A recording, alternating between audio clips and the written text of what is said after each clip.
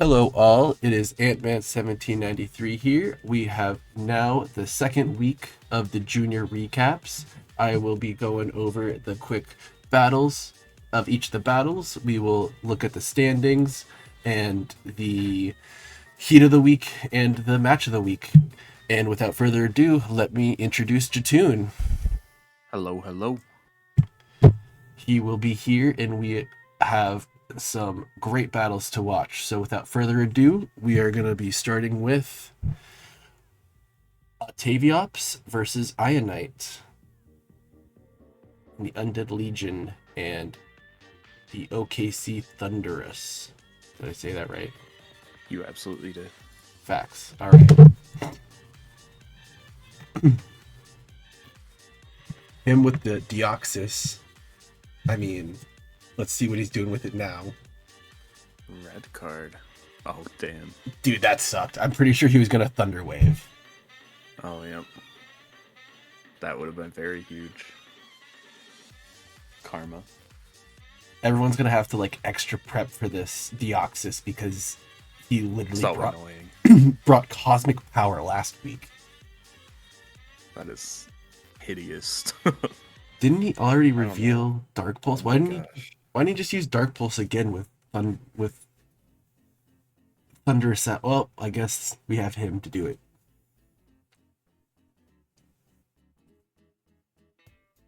Really confused with the zero hazard setup so far, but especially considering their spinners are not very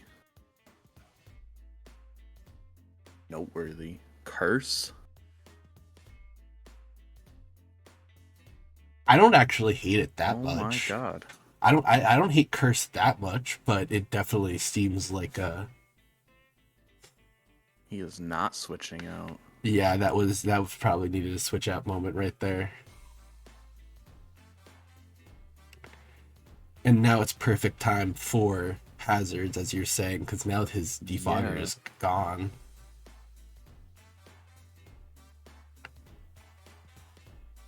Okay, some pretty intelligent plays happening. And now the unintelligent even play. more intelligent. Now the most intelligent play. Doing so much going on in the chat right now that I can't show in the video, but he literally says that he got the wrong Thunderous.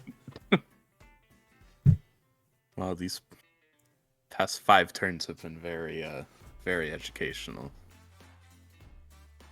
This went from the heat of the week to very questionables of the week. Very quick for Ionite. Very quick for Ionite.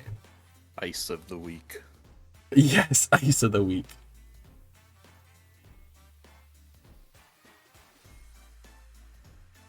I don't think he has a way to kill this thing. Nope, I don't think so.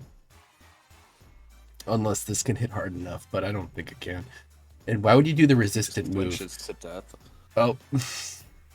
Nowhere. What? Oh my god. What? Oh my god. That is crazy. That should not have happened. That purely should not have happened. Oh my god. He did have a creative set for this Milotic with Psych Up. Psych Up. Yes. I don't know if he needs to recover. Okay, thank God. I feel like Haze has the same effect, but I like it. Haze does have the same effect, but I think at least Psych Up is you're now bringing it if he ends up switching it out, because he can't kill this. Yeah. That is true. If the only his well, he deserves that. He deserves that after flinching. Oh yeah. He so deserves that. But why would you go overheat? I think flamethrower whatever killed there. It might have killed this with that damage. It might have killed. Yeah. Because he definitely would have gone through Zarude and Thundy with the flamethrower, or like a stronger like fire move that wasn't overheat to bring the stats down. I'm assuming he was Scarf, but even with Scarf, I think Overheat is a really like it's a good move, obviously, because of how much damage it does. But especially in a situation like this, you want to keep clicking because that's your only shot. Definitely. That was, as you said, educational to say the least. Very educational. So, oh, right off the bat, we got you. So I think I can let you take the wheel a little bit more here, and you can kind of just explain and do some thoughts as it goes. I'll absolutely try. So I figured he'd lead low kicks because he's done that almost every game, so I just tried to go for a Scald Burn and as much damage as I could because my team does not much Wow, so like this. You actually got lucky on the burn Yes. too. That's what I needed.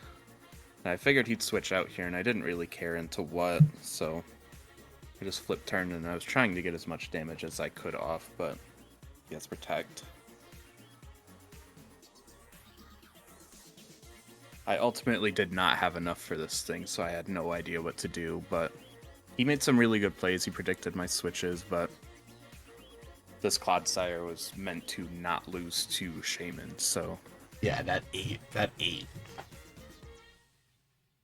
And I'm guessing I was Covert Cloak, yep, because didn't want any funny business. And then Salt Cure, I figured it'd work perfect for too, because then I could just sit right in front of this thing and do whatever I wanted. Oh yeah. I almost ran it on a couple other things for this exact reason, because Salt Cure just destroys me. I don't have a good way of dealing with it, but... He kept on using Salt Cure. Why? Yep. This is the part where I got really confused. I was just going for poison jab poisons at this point, and it never happened, which is fine, but then he just sacks low kicks, which was very nice. I think this was a very tough matchup for him in any sense of the way, because my team perfectly countered his in almost every aspect, except for Garganical, but everything else was just free clicking moves.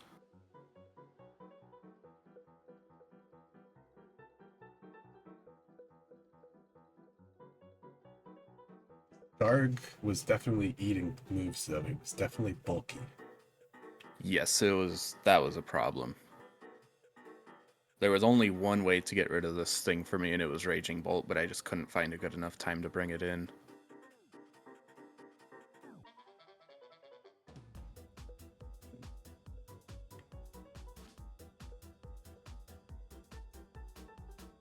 He switched in Shaman a lot into the rocks, which I was really confused about too, just for no really result. But this was a good play getting rid of that so his Shaman could actually come in and do something. Oh yeah, the specs was definitely... Because as soon as Clodsire is tricked out, I got nothing. I pretty much went into this to sack it, and he ended up switching out anyway, so I figured I could keep it alive still.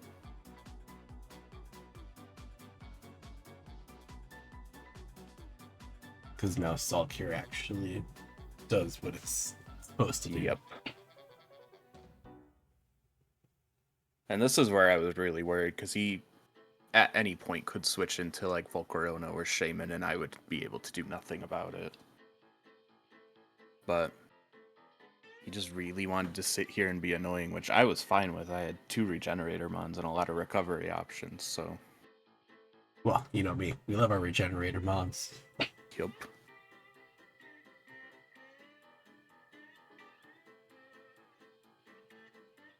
So not Scarfed, but that's definitely killing. So I was Scarf, but I think he was too. Well, obviously he was. At that point, yeah. And then at this point, I figured I could just go into Raging Bolt for free and win, which is exactly what I did. I was a little scared if he Terra'd and Quiver Danced, but I had enough bulk to be fine and still enough attack to do something about it. And I think as soon as he went into this and clicked Protect, it was over. He had a chance, and then he did that.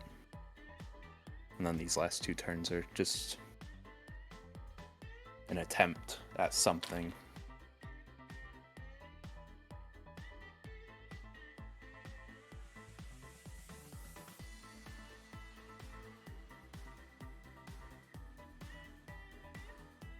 I know everyone talked a lot of crap about my team not being able to output offensively, but I don't think it needs it with the way the team is laid out. Like, it's meant to kind of slowly chip things down and then send out whatever Pokemon that I can afford to bring out and just win at that point. Like, I was waiting for a good chance for my Mew to come in and do something because it was a Dragon Dance set and then 1-up and I win, but didn't even have to send it out. A Dragon Dance set? Yes. Dude, this team, that means this team was definitely... You were packing the heat then. Okay, I was trying. I'll give you some credit there. That is some heat. All right. His team was like very stall-esque, which is why I brought Subcall Mind on Mr. Thumb here, but I didn't end up having to use it that much because he didn't really bring stall, which I was surprised about. No, that's fair. All right. So without further ado, we are moving on to Kibo versus Einsam. Einsam, yep. He says it's pronounced like I because it's German. I got you, man. What's the team name? The Orlando Oricorios versus the Starshine Squad.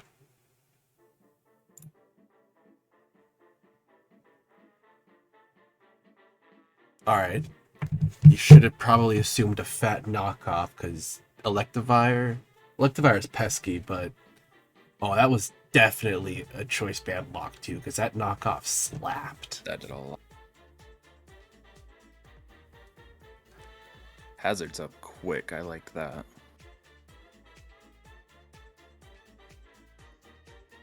It's like I don't know if I'd necessarily like it, but it does force the opponent to get their removal out at some point and try to deal with it Sooner rather than later, too.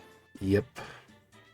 And with a Quack with a sub sounds dangerous. Does this just end right here?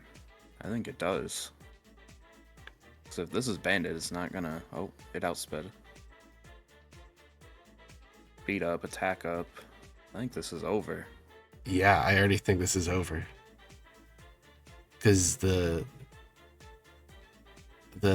you got the rocks up fast enough to break all the bands. I mean, the sashes, if there is them. Yeah, this is over. Wow.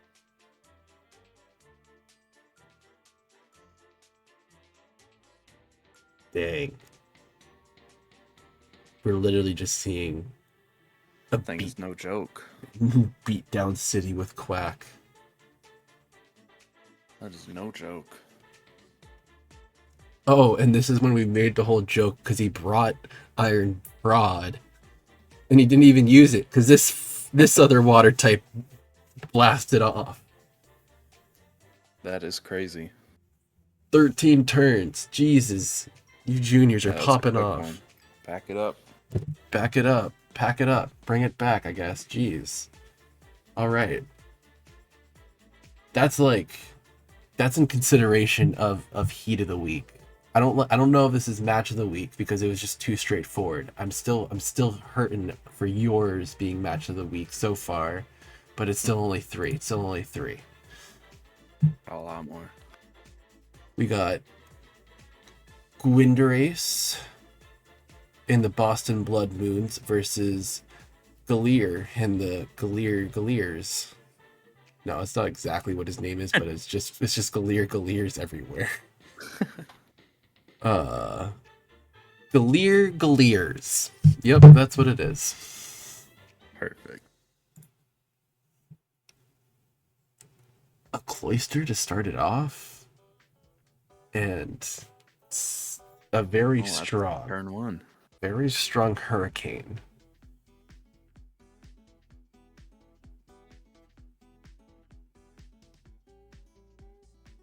All right. You're not going to get through Rotom Wash. It's going to Will-O-Wisp for that, and then Toast. Very interesting start. That seemed like a good start if you just calced for Rotom Wash, because it was definitely that answer. But I'll still give you that good entrance. A little confused about the rain dance unless I'm missing something. Oh, maybe Zapdos. If it's running Thunder, yeah, maybe. Or just no miss Hurricanes. Or that too, yeah. A little confused with that.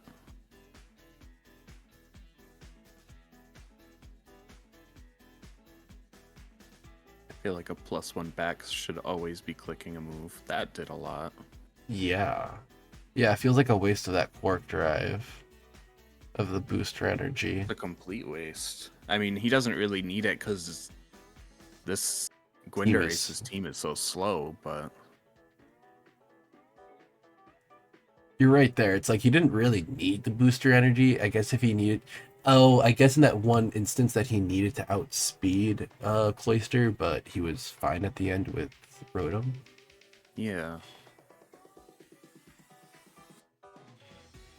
I guess I see the ideas, but still just a little confused because, like, Rotom answered it and you probably just wasted a full item on this guy when you probably could have gone Bandit or Specs because you had all the speed here.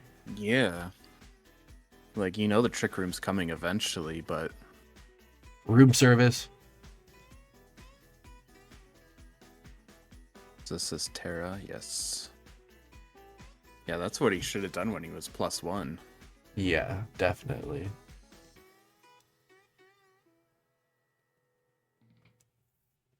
Is Glaive Rush always a critical hit? No. Okay, but I think that was still probably killing either way.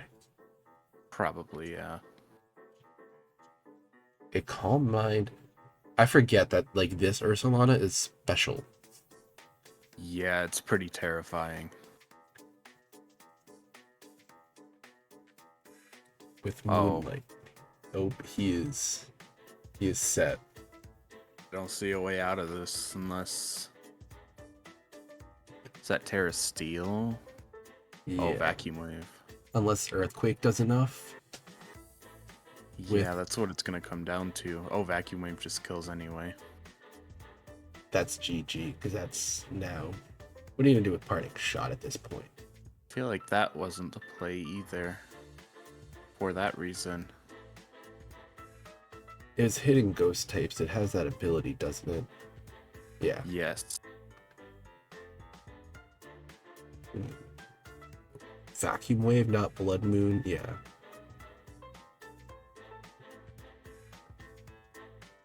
Very interesting.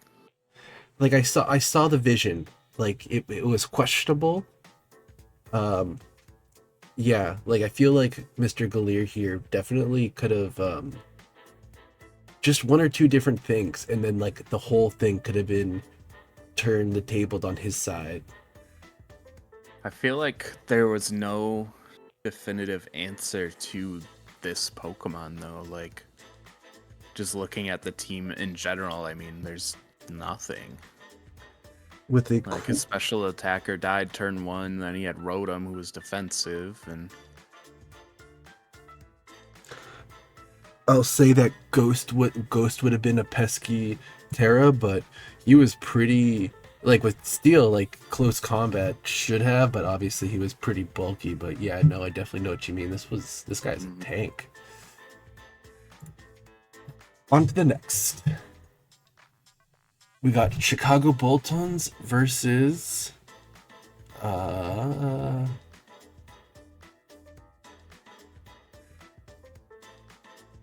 XU.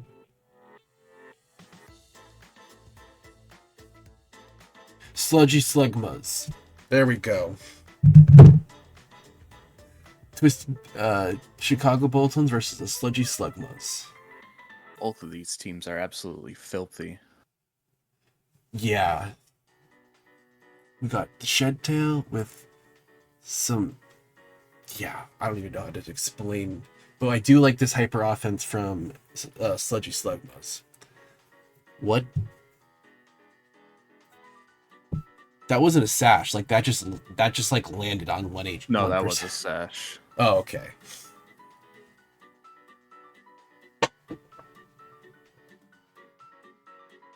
Wow. That did nothing. Wait, is this the Calm Mind that pops off? Oh, no, never mind. Bin block. Okay. And the taunt, even more so. I think that Shed was tail, yep. for Shed Tail, yes. Some good plays going right now. He's like actually being smart. Very smart.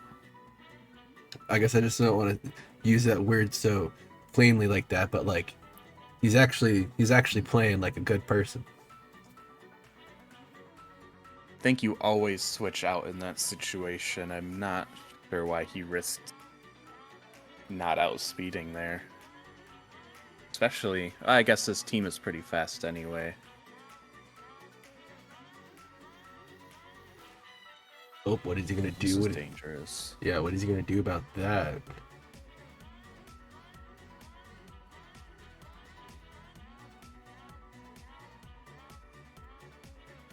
That sub breaking is unfortunate for him. Did he just have attacking moves? I felt like he could have played with that sucker punch better, but Serena walled that. Sword stance.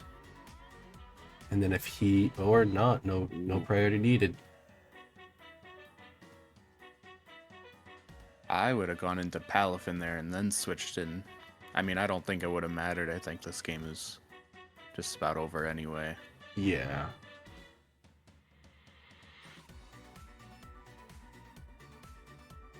I think risking Chen Pao setting up was the downfall, but I don't know. Risking it. Yeah, I don't. Well, keep your keep it up there, Sludgy Buzz. That was still a good performance, Kibo, but dang, these new people and juniors are pretty smart, it seems. Game fire. Yeah, like saying like so mean, but like no, everyone's great. But he was definitely playing like making some smarter moves and doing some thinking. It seemed. Every play was good. Absolutely, every play had some thumbs up there. So now we are at Sorrow versus Sandy Souls. Pignite Piranhas versus the Umbreon Corporation.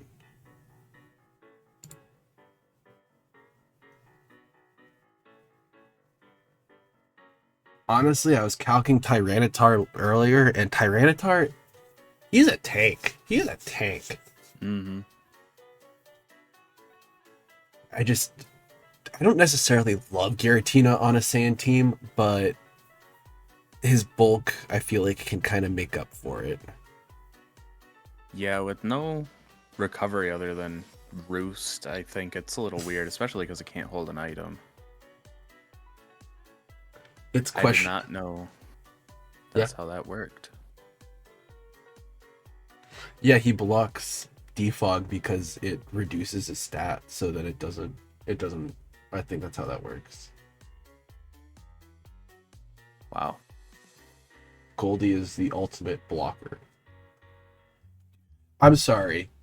I would have just clicked make it rain again. Why did you click at that point, yeah. Why would you click Shadow Ball? It's just one less turn of sand though, which might end up making a difference, I guess, depending. I almost had nothing wrong to say about your move, Sandy, until you clicked Shadow Ball on the Tyranitar with sand up.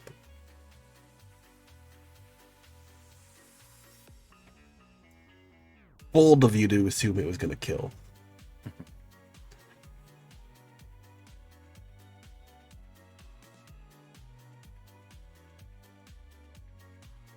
Ice Spinner. I feel like... What kind of set was this? This feels a little...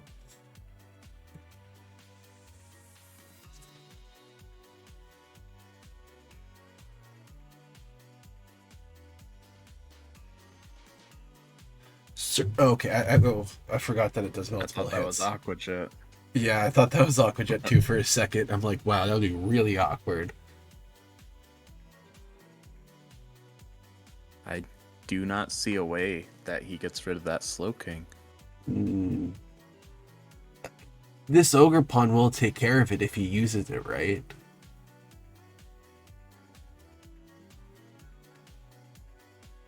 Oh. That was the okay. next questionable pay, but you know, a Levitate Mon and we hit Earthquake. Bug also resists ground, so to specifically for this Pokemon, you are using a neutral move on it. I'm not trying to like, I'm just trying to point out more something if you didn't realize. Your better move to go for is a Rock Slide for that Bugmon.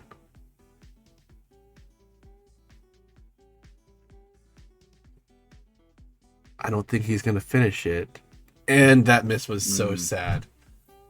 I don't know if it was killing, but like that miss like hurt my soul.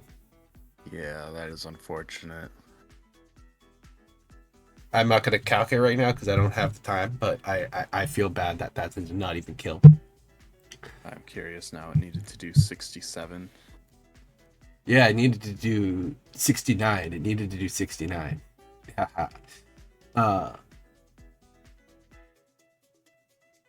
Are you actually gonna calc it? I absolutely am. Facts, Jutun. That one was just a little bit more questionable. Not questionable. There's just a couple plays that were questionable. But overall, I won't say that like it was a questionable match. Like you guys definitely played. You definitely played better. Just like the one or two moves there that could have been thought out better would have been the A plus. It was 54 to 64 as a roll, so I don't think it would have mattered. It wasn't gonna. It needed a crit then. Unfortunate. Yep. So now we're at our last match with the $5 footlongs versus Hadrim Abdul Jabbar. I still absolutely love that name.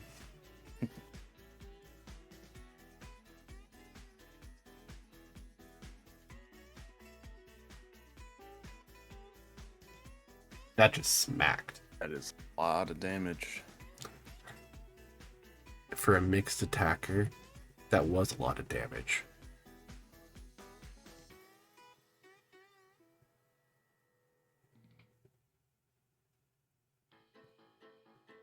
Oh.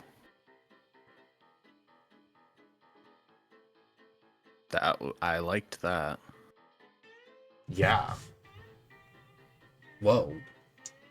That guy, well, that he just slapped. Like I said, it's like this guy is just scary to see in the freaking field.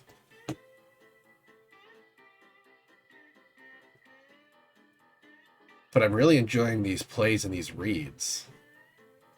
This is a really good game so far. Maybe other than that. Other than that, as I spoke way too soon.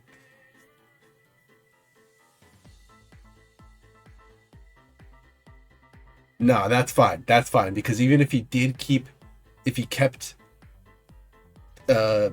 Gudra suit in there, that would have been fine. That was fine. Oof. Ivy Cudgel just slapped.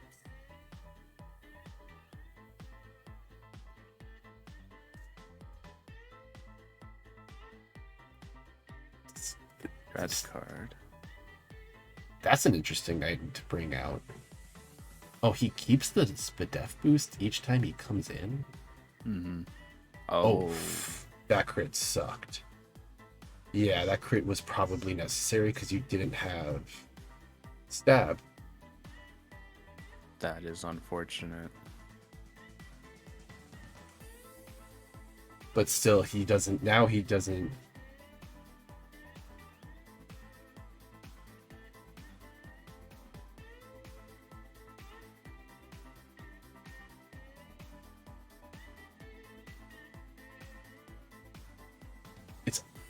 Like it's all up to this Corviknight, and I got so pumped, and now I'm watching this through again, and I'm getting just still as excited. That para sucks. It does. But the trick room is beautiful. It's not over yet. No. Yeah, that's smart. Just keep him in. Yeah, just let him die. Yeah, what is he gonna do? Let him have the drop. Perfect.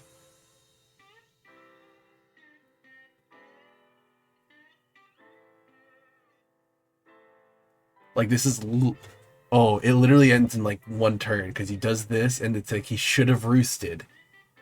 You always roost here. Oh. He should have roosted, but he does that, and I'm like, oh, if you just did that one other, yeah, we just like go off the chat. Like if he just roosted right there, because obviously he was gonna do close combat because he doesn't have any other better stab move to use in that situation. Plus, it lowers the defense, and then body press was probably going to kill once he did a close combat.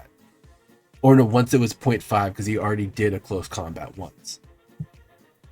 That is very unfortunate. Oh my god. Now I'm at a toss up. Like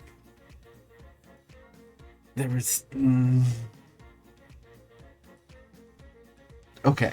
I guess before we can think on it a little bit more as I go over we have no one in for week 3 yet because admins are a little slow because I think some people have played. But so as I say this is the week 2 standings in the standings for week 2. We have your very own Jutun at number 1. We have the Sludgy Slugmas at number 2 and the $5 footlongs at number 3. With their respective differential, we have Jutun at +8, we have the Sludgy Slugmas at +7, and the $5 footlongs at +4. And on top of the leaderboards, we got Chen Pao at 8 kills and 0 deaths. Jesus, Chen Pao, get on the bench or something.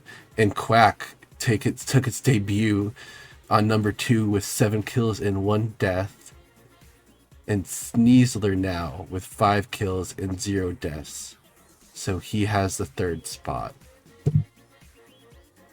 Just saying that now, like, Sneasler it makes me... But Sneasler didn't really do much here. So I feel like my voting is still going to stand on Jutun being the match of the week. I was gonna say this game right here was Sneasler. You think Sneasler here with a clutch win the match of the week? I think one click different and we are talking about an entire different game, which is no fault to anyone, but it is absolutely pointing to how close it was and how much one turn changed the entire game. All right, I definitely agree with you there. Dang. So yeah, I think Citrus Busy, the $5 footlongs, and Wormy, I think they're gonna get the match of the week because I don't think I have a disparance on saying that Quack here gets heat of the week.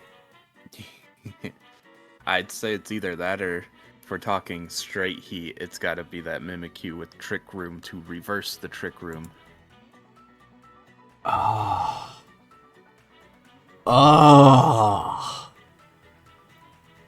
mean, you can't deny what I think it was 6 or 5 kills from Quack, but the anti-Trick Room was very smart. You know, you're taking the spotlight from me. Like I have to agree again. The anti-Trick Room to the Trick Room team was okay, you're right. All right, Citrus Busy. All right, Pokemon dude, you're getting heat of the week and match of the week. So let's see you show us more next week then, because you're playing Jutun. So let's see how you guys do that. Do that. Don't. Okay. No jinxing, no jinxing.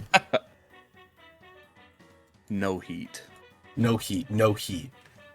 All right, but I think that does wrap up the week 2 recaps, so we can say adios for now. Bye bye.